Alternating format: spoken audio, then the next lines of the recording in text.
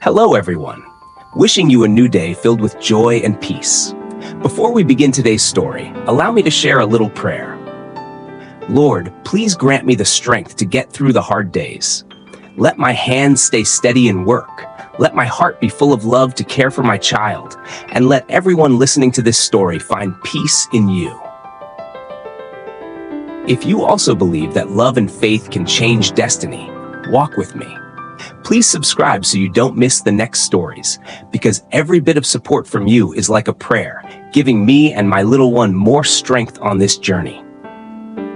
At dawn, the whole village is still wrapped in a thin mist. Roosters crow from the far end of the hamlet, mixed with dogs barking and the wind rustling through the bamboo groves. Tuna carries an empty wicker basket and walks over to the neighbor's house.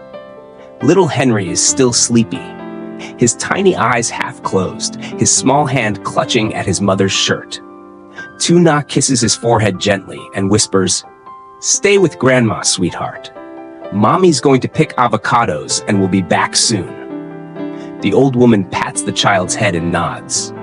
"Don't worry, leave him to me." Tuna bows, then quickly turns away so Henry won't have the chance to burst into tears. In her heart she prays, "Lord, please keep Henry sleeping peacefully and safe in the neighbor's arms so I can work with ease." The path to the avocado grove feels more shimmering than usual this morning. Dewdrops glisten on the leaves, sparkling like diamonds in the light. The tree is still slender, its trunk thin but heavy with fruit. Each avocado is plump and glossy, swaying with the breeze. Tuna props a wooden ladder against the tree and climbs up carefully. Her calloused hands skillfully snap the stems and place each fruit gently into the basket. She works slowly, cautiously, for even the smallest scratch can lower the price. The basket fills little by little, the sharp scent of avocado sap mingling with the damp earth and rustling leaves. When the basket grows heavy, she exhales, climbs down, and lifts it onto her head, stepping onto the muddy road to the market. The soil is wet after the night's rain, clinging to her sandals, making every step slippery and heavy. But she is used to it. Each step feels like a small trial, and each time she pushes through, she feels herself grow a little stronger.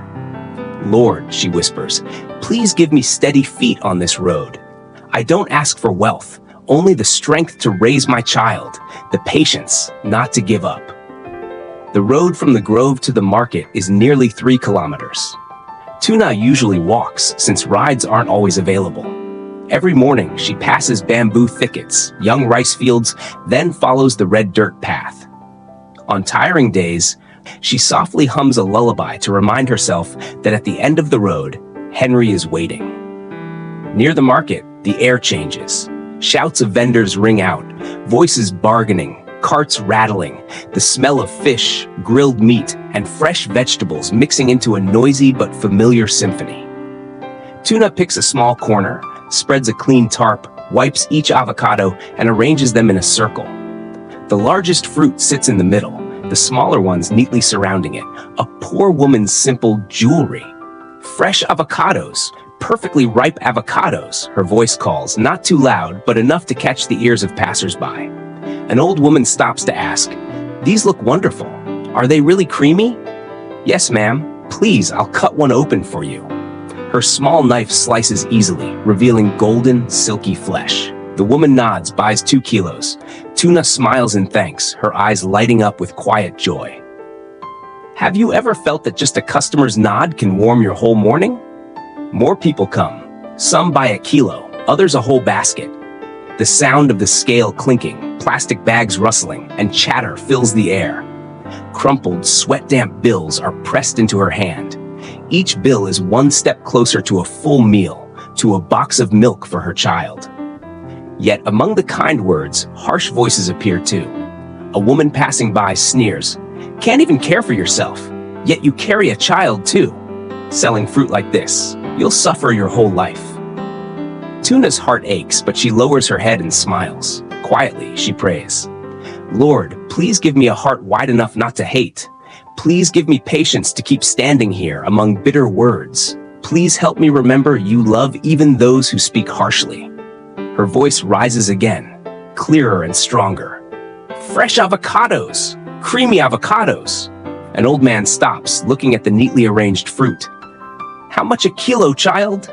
40,000, sir. He nods, picks a bag, then unexpectedly presses a bill worth twice the price into her hand. Keep it, for the little one at home. Tuna chokes up, mumbling thanks, her eyes blurring with tears. Do you believe that sometimes God's grace comes through the hands of a stranger? The grapefruit warehouse glowed under the fluorescent lights. Round, shiny grapefruits were stacked neatly in rows. Workers bent low, their hands moving swiftly as they sorted. Alex walked around, sharp eyes taking in every detail. The foam padding, the twine, the labels. He stopped by one bag, lifted it for inspection, and gave a small, satisfied nod. Lan, the woman in charge of sorting, stepped up to report.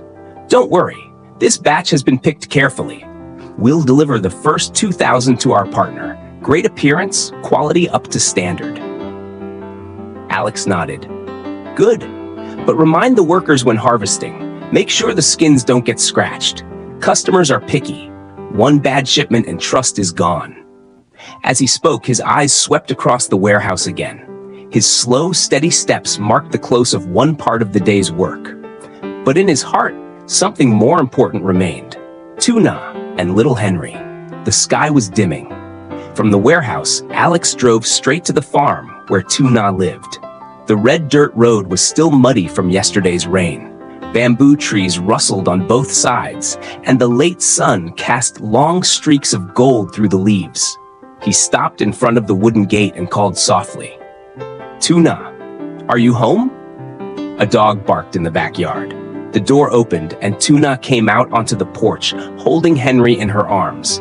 Surprise flashed across her face before she gave a shy smile. Alex, what brings you here? I wanted to see how you and Henry are doing. Alex smiled, his eyes warm and sincere. And I'd like to bring you both to my home. My mother has been eager to meet you. Tuna hesitated, glancing down at her son, sleeping peacefully in her arms. It had been so long since she'd heard an invitation that was both gentle and firm. Wouldn't it be inconvenient? I'd feel awkward. Not at all, Alex shook his head. My mother cares about you and Henry too. Come with me, just for today. You need a rest, and I have something special I want to tell you. After a brief pause, Tuna nodded. She packed a few of Henry's small clothes into a cloth bag. Alex took it from her hand, then hurried to open the car door for her. On the way, Henry slept soundly in his mother's arms. The steady hum of the car blended with the soft breathing of the child. Tuna glanced at Alex, whispering a silent prayer in her heart. Lord, please give me courage. If this is the path you want for me, grant me strength to keep walking.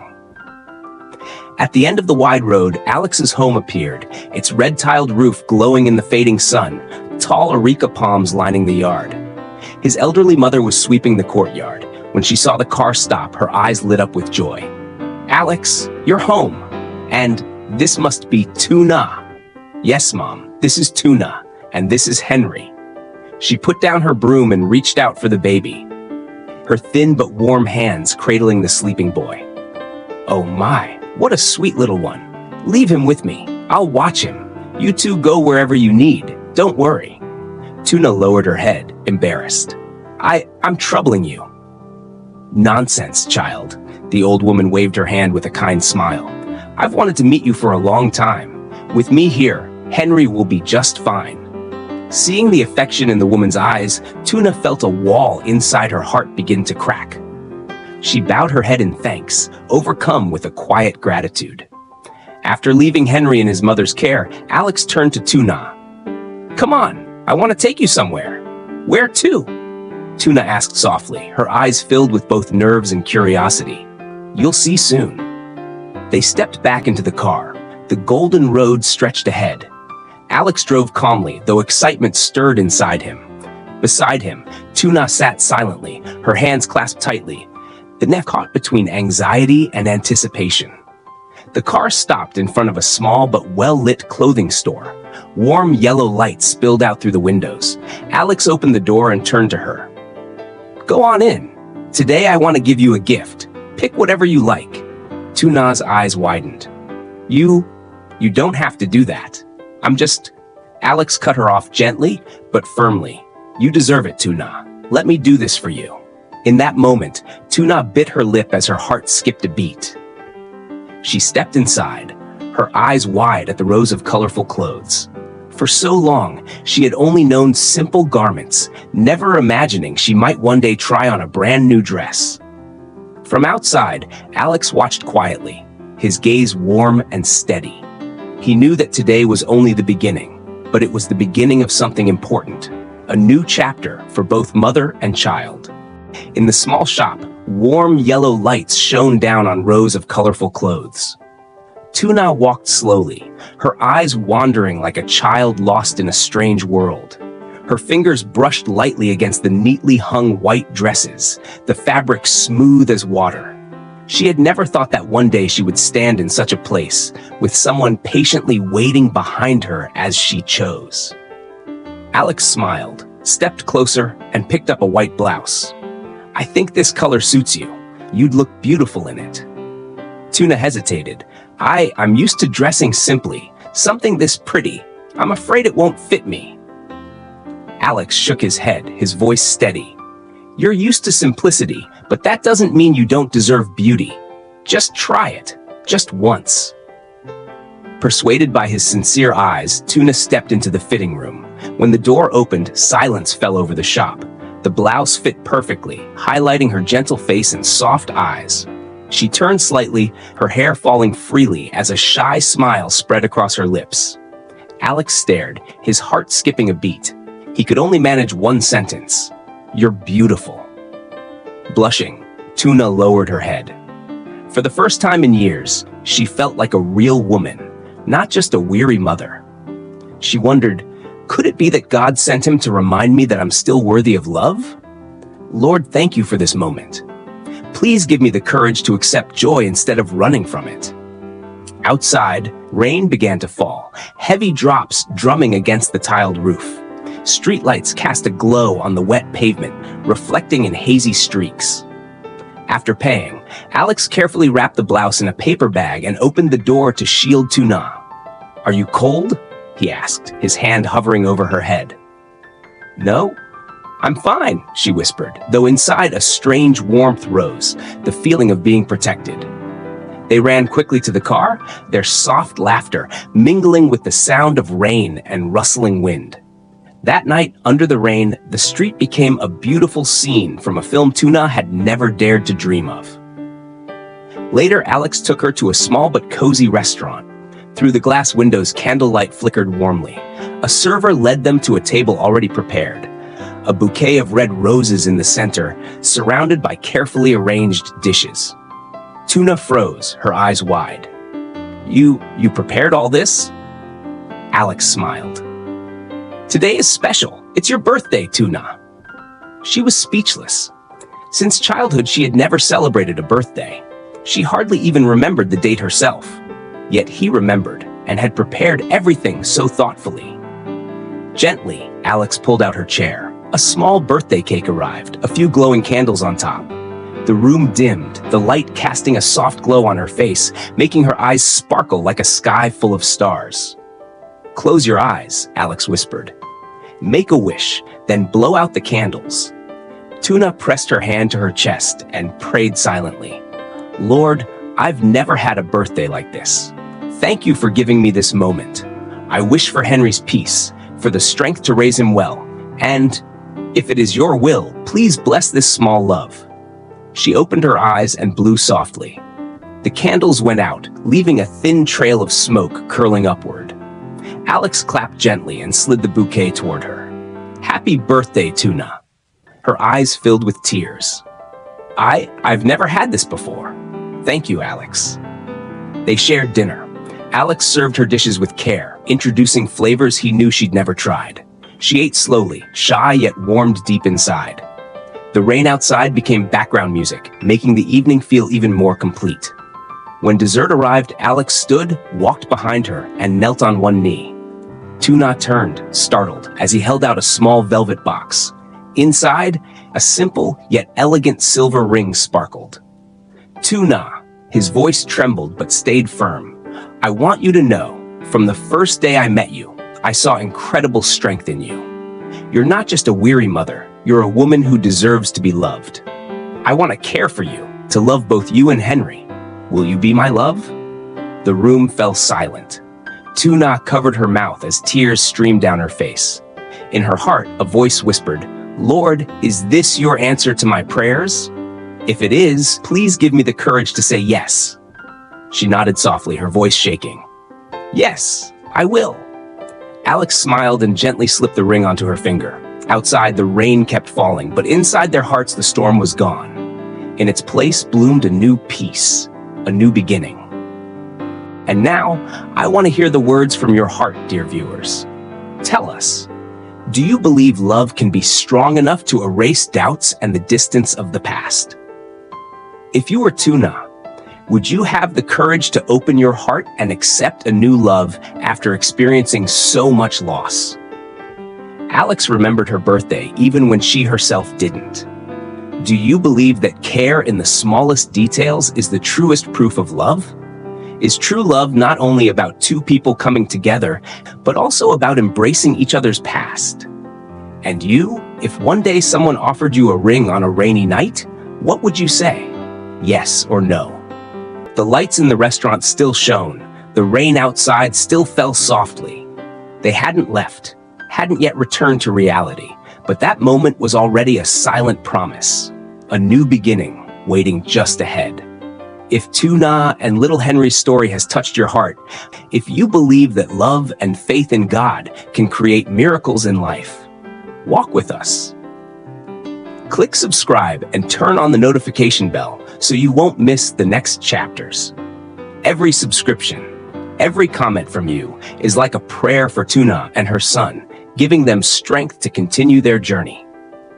Thank you so much for watching and for being part of this journey. Xin chào tất cả các bạn. Hôm nay chúng ta lại đến với Tử La. Tử La hôm nay Tử La dậy sớm gửi bé Harry sang nhà hàng xóm nhờ bà cụ trông giúp. Sáng sớm hôm nay cô sẽ đi hái những quả bơ đang chín mọng, thơm, nên đã đến thời gian thu hoạch. Khi Tử La đang hái những trái bơ ngọt ngào thì bên kia Alex cũng đang chuẩn bị cho những đơn hàng tiếp theo. Anh ấy chuẩn bị những đơn hàng nông sản, đó chính là những que quả bưởi da xanh rất là thơm ngon, mọng nước. Và quay lại với Tử La, cô đã mang những cái trái bơ này mang ra chợ để bán. Khi bán hết, cô trở về ngôi nhà bà hàng xóm để đón bé Harry. Nhưng trong khi đó có một bà già trung niên đã theo dõi cô. Không biết bà này có ý đồ gì. Chuyển cảnh thì Alex đến thăm Tử La và bé Harry. Alex đã ngỏ lời mời Tử La và bé Harry về nhà mình chơi, và anh muốn tạo một bất ngờ cho Tử La. Sau đó anh đưa Tử La đi mua sắm và tổ chức sinh nhật cho Tử La. Và anh ấy đã lợi dụng vào bữa sinh nhật đó để cầu hôn Tử La. Mọi người thấy video này hay và ý nghĩa thì hãy cho mình một lượt thích và một lượt đăng ký kênh để mình có thêm động lực mình sản xuất và tạo những video hay tiếp theo. Xin chào mọi người ạ.